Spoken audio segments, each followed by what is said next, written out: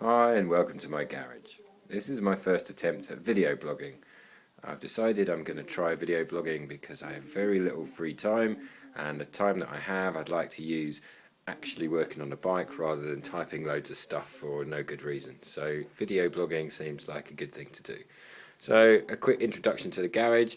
This is my table where at the moment I keep most of the parts that I'm actually working on.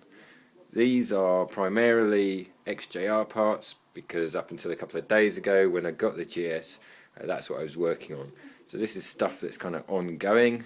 Here's the clocks and the top yoke I was talking about in one of the earlier posts. This bit here is something I've set up because I've been working on the carbs. I've just done the carbs for the XJR, here they are, and the GS carbs are definitely going to need a good clean and strip down.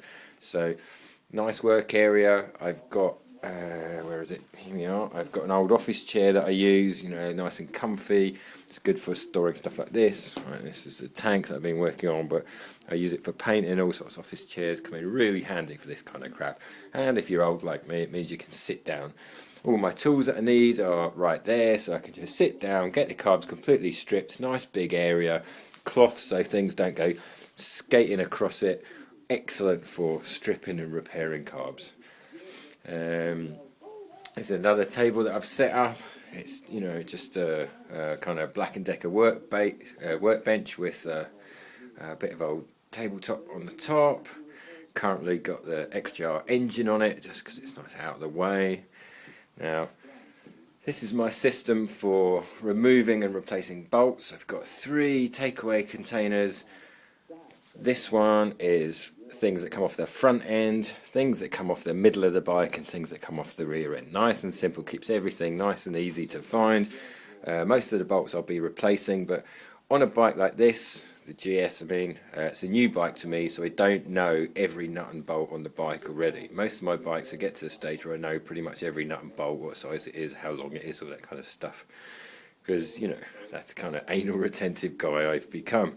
But this just means if you take something out, you put it there, and you know roughly where it comes back. So you don't get to the point where you've got a big box of bolts. So, this is the GS. It's dark right now, so you can't really see anything, but as you can see, I've got it up on the ramp.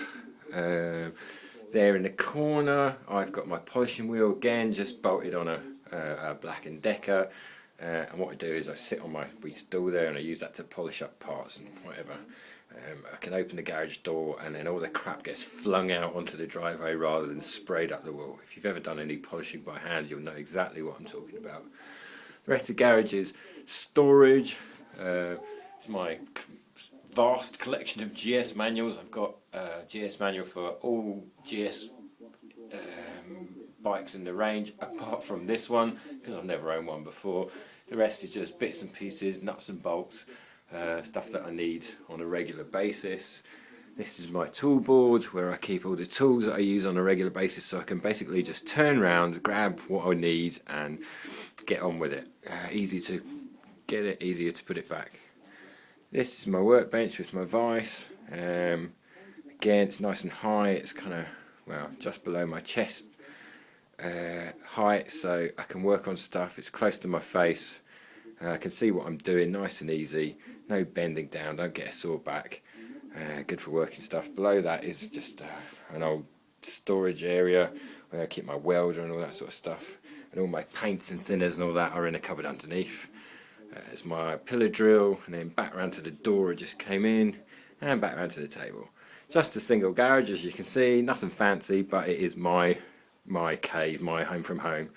You're going to see a lot of this probably if I carry on the video blogging, but we'll see how it goes.